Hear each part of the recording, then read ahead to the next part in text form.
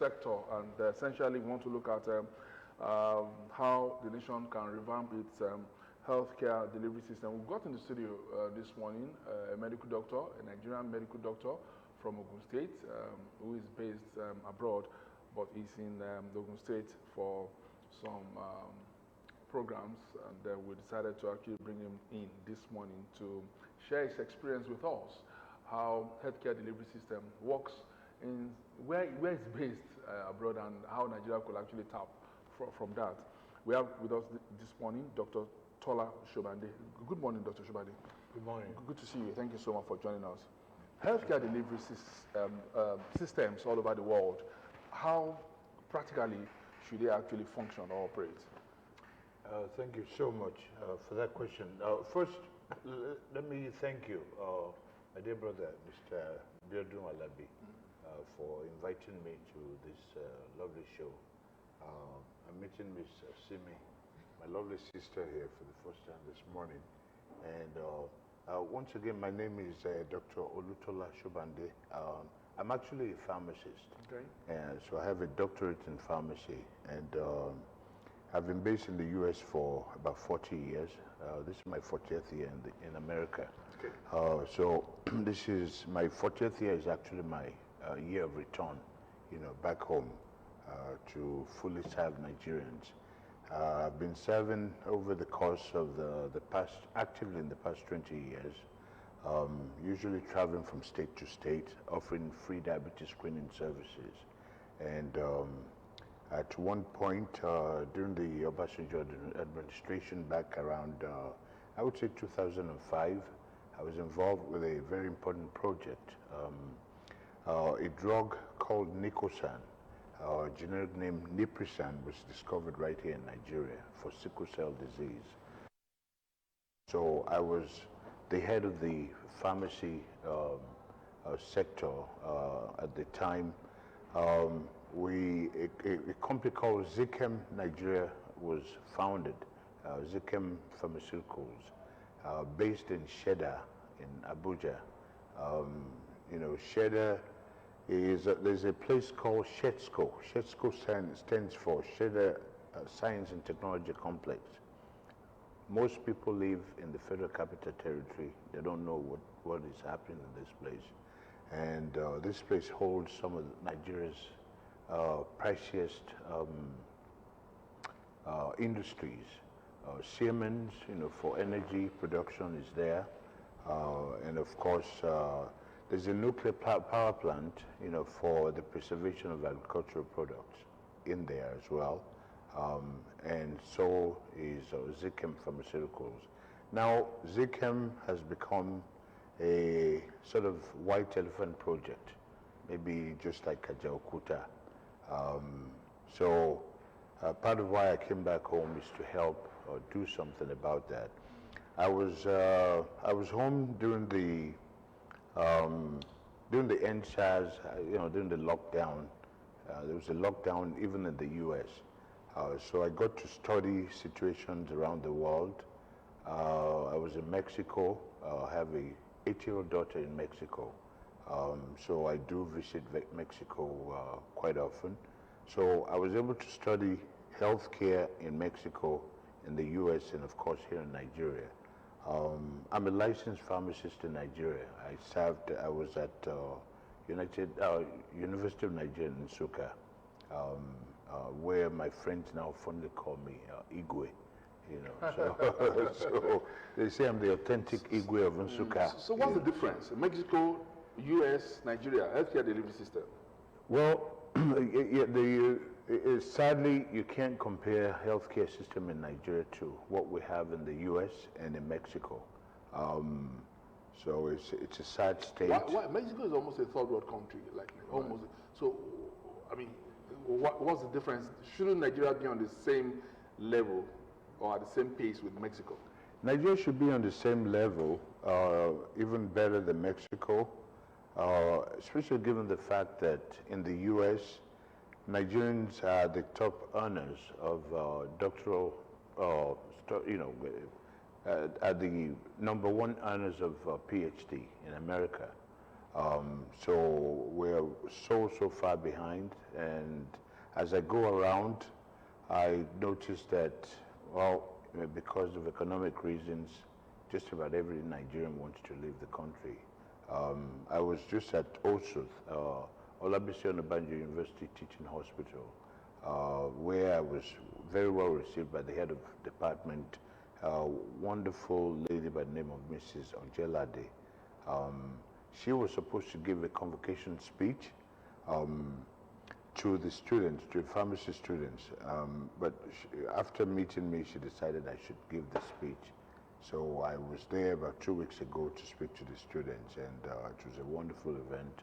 I plan on doing more, not just at Olabisi Onabanjo University Teaching Hospital, but around hospitals around the country, because I have some very important views I'd like to share. I think Nigeria should be producing its own vaccines, its own, I heard we used to produce vaccines in Nigeria. I don't know why that stopped.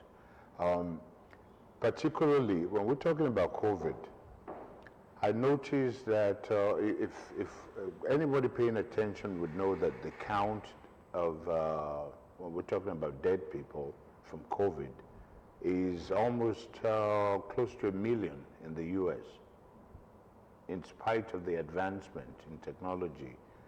But here in Nigeria, though we don't keep a count of, the number of dead, I don't think we've lost up to 100,000 people. No. So, you agree with me? 5,000. About how many? We have not lost 5,000. Not up to 5,000 people. Yes. I mean, it's not rocket science that anybody interested in science should be asking why. And I would remind people that when former President Trump got sick with COVID, when they rushed him to Walter Reed Hospital around Washington, D.C., one of my former neck of the woods, one of the things they treated him with was a steroid, dexamethasone, and then what they call monoclonal antibodies.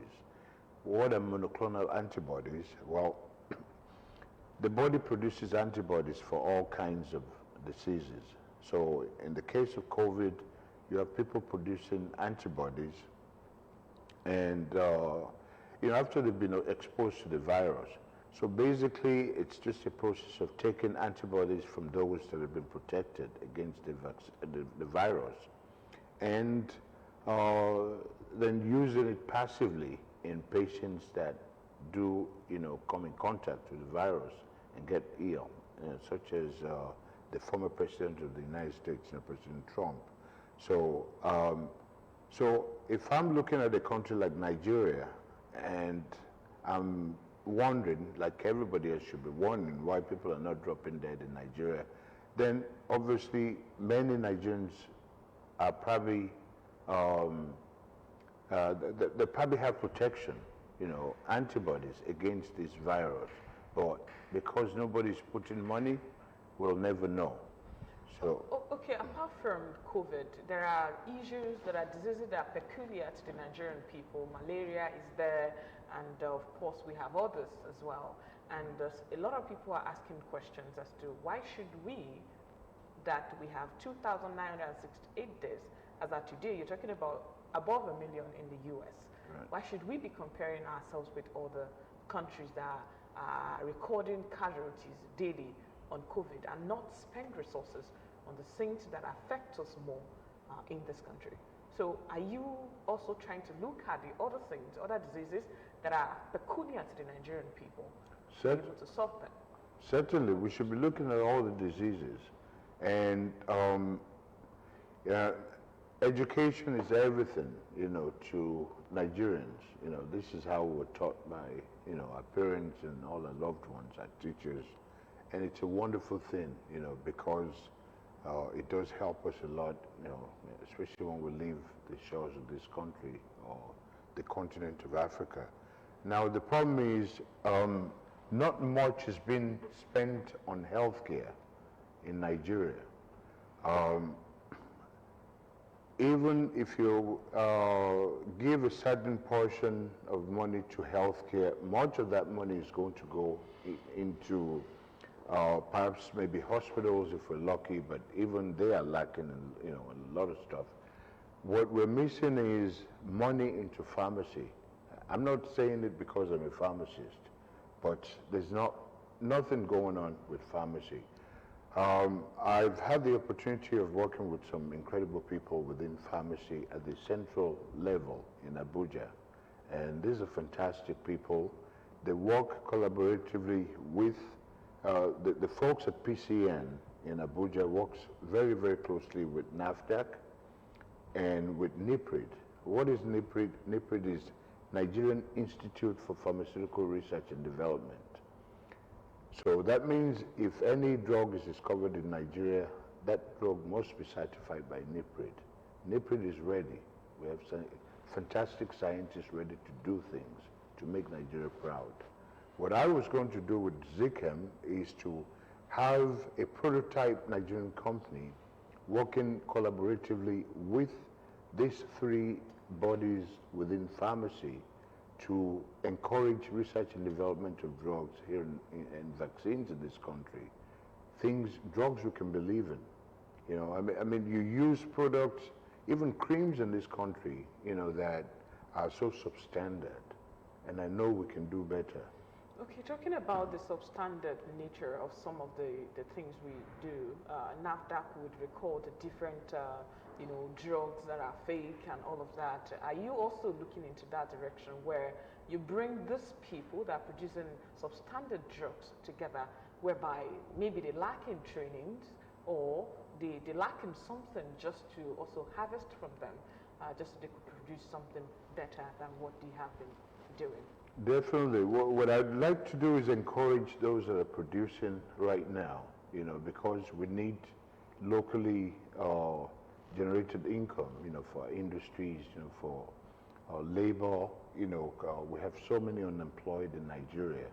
But post-COVID especially, if people want to leave Nigeria, look into healthcare. But we need healthcare right here in Nigeria as well. So we can create so much employment opportunities. We can make better creams.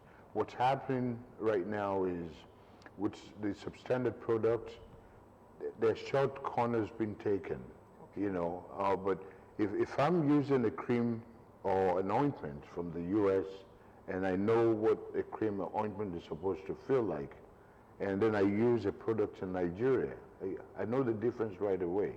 I had an experience, I was home some 4 months ago, and about 3 days to my trip, I had a pain in my foot, my left foot, and it was so severe that I had to, ask a doctor and eventually go to a pharmacy for Tylenol with codeine, very, very strong.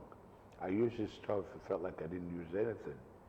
3 days after I flew to Houston, back in my base in the US, I took ibuprofen 400 milligrams, and I felt the difference right away. Wow. So that tells me, I just used a fake drug. So, Dr. Dora Kunyuli, before she died, she was a very dear sister of mine. I got to meet her through former boss, Professor Yitaya Lambo, who's actually one of my mentors in this country. Wonderful lady, so I know what she stood for while she was here.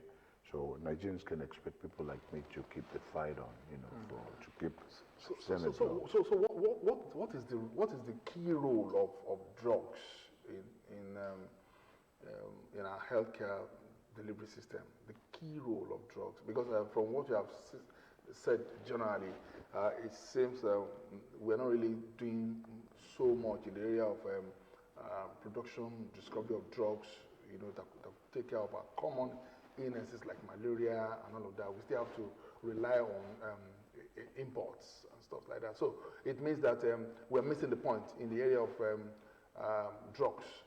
So what are the key roles that drugs, do play in the healthcare delivery system of any country, not even Nigeria? Drugs are very, very important, extremely important, because when people get sick, they want to feel better, obviously. I was in Indonesia, Bali, Indonesia, about 5 years ago. They produce all their own drugs. Besides employment opportunities, when we produce drugs in this country, we know, we have so many different ailments, like we talked about earlier, malaria and all this other stuff. So imagine we're producing all our own drugs, certified, NAFDAC certified drugs, that we could truly believe in. Imagine the number of employment opportunities it's going to provide, to people in the country. And everybody respects doctors everywhere. So, but when you go and see a doctor because you're sick for one reason or the other, the doctor has to diagnose. At the end of it, he has to prescribe, more than likely he has to prescribe a drug, because it's that drug that's going to treat your ailment. So the role of the pharmacist is very, very kind of underappreciated. And maybe we pharmacists can be a bit timid, so the public doesn't really understand, what a pharmacist must know. A pharmacist must understand the disease process, so the diagnosis. You can't order diagnosis, but you have to be able to analyze and see, okay, what's the problem here? And then once you have the problem, once you know what the problem is, you have to know how you apply drugs to that problem. And there's just about, there are drugs for just about every ailment out there.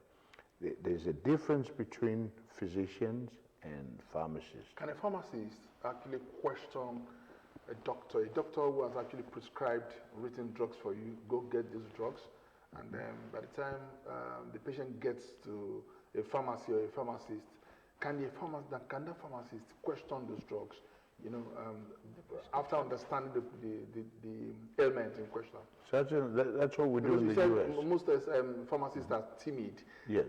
Here in Nigeria, all over the world? All over the world, but maybe less timid in the U.S., because when you know what you're talking about, you can challenge any doctor. Maybe we should ask this. A lot of us, get sick, and instead of us to go to the doctors in the hospitals, we go to the pharmacist. Right. Is that right? It's a very good first step, and it's highly recommended if you know your pharmacist and if your pharmacist knows what he's doing. And this is actually a way to keep hospitals and clinics from being congested, because there are certain things, certain ailments. For example, the other day, while I was talking to some students that came from Labison Abaji University and FUTA, there's a pharmacy, by the way, that I'm working on here in Abeokuta at Ake, right next to the palace. So I'm going to be having a lot of pharmacy students, medical students, healthcare, come around, so we can start rubbing minds and start doing something in this country. So during the session, we had 4 older people come in, and they had different issues, and at least 3 of them, had issues with arthritis, and they've been taking Panadol, which I find to be very troubling. So many people overuse Panadol. You think of Panadol is, paracetamol. It's all, what we call Tylenol. And what people don't realize is this stuff can easily shut down your liver. As a matter of fact, about 4 or 5 years ago, there's a new law passed all over the U.S. that limits the dosage, the strength of Tylenol that can be in combined medications in the U.S. So you can't have any more than 325 milligrams of acetaminophen in any combination drug. And you will rarely find extra strength Tylenol, in the U.S. anymore, which is 500 milligrams. So now imagine Nigeria where, some people even use like 1 gram, which is 1,000 milligrams of Tylenol, And then when you add that to the fact that a lot of people carelessly use alcohol, in Nigeria. So you can imagine the number of people dying with cirrhosis or complications of the liver, and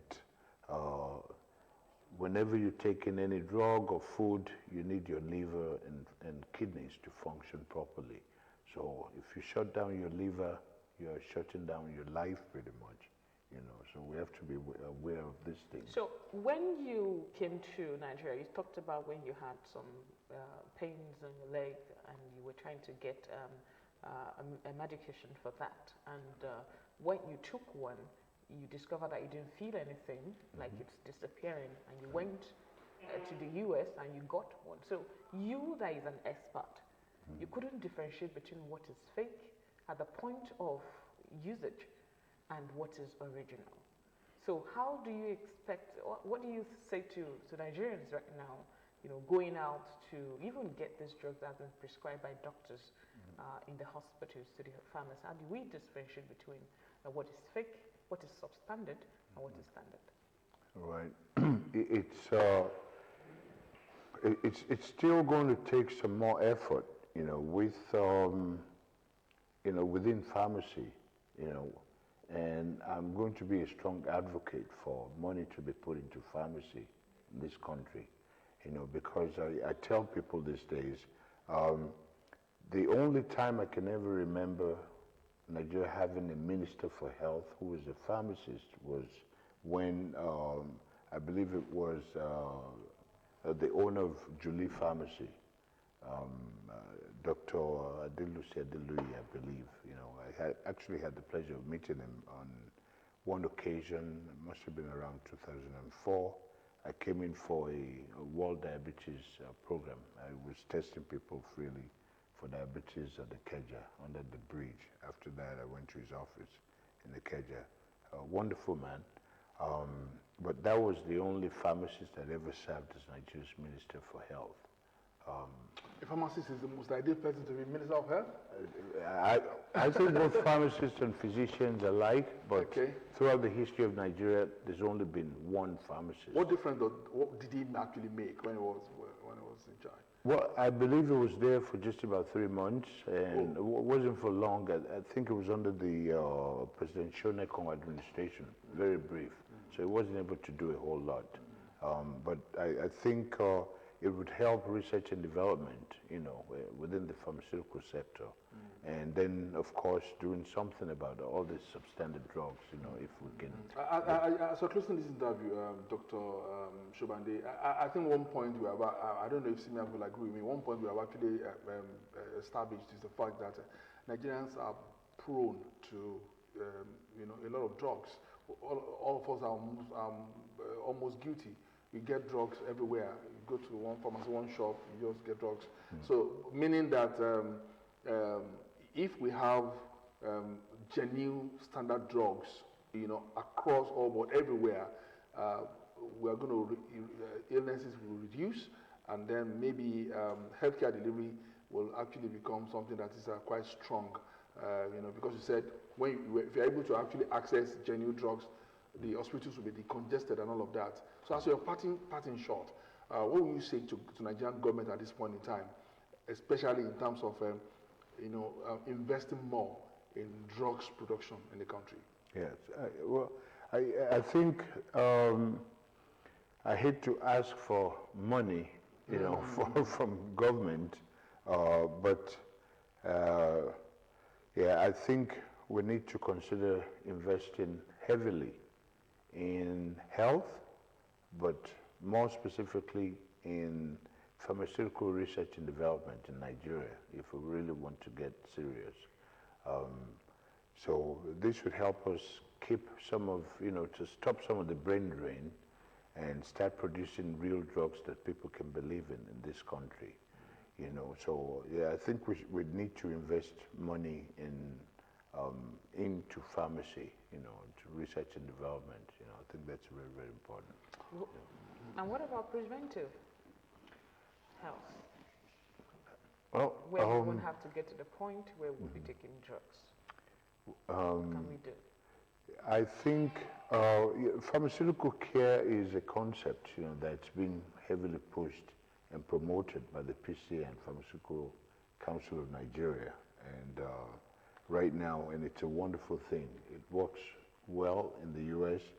And it starts with the basic concept of when if a patient comes into your pharmacy to get any kind of prescription drug. Well, the easy thing is for you to sell them the drug. You know, Cipro, you sell Cipro, you get the money and move on. But it's better if you get their name, you get their address, you find out whether they have any drug allergies, you know, their age, and then you document each time they get a prescription so that, God forbid, there's a problem, you know, there's a drug interaction, we can catch it early. Yes. All right, well, thank you so much, Dr. Tola Shulande, for coming on this program. We're looking at how Nigeria could revamp its healthcare delivery system, and we've actually zeroed in essentially on drugs production, and I mean, you can't run away from that when you have a pharmacist in the house. We must thank you so much for coming. Thank you so much. Thank you so much. Okay, the program will return next Monday, new dawn on the People's Tele Ogtv 25 UHF with the same team, Bjorn Alabi and Senior Tabaru. We'll catch you again next Monday, God willing.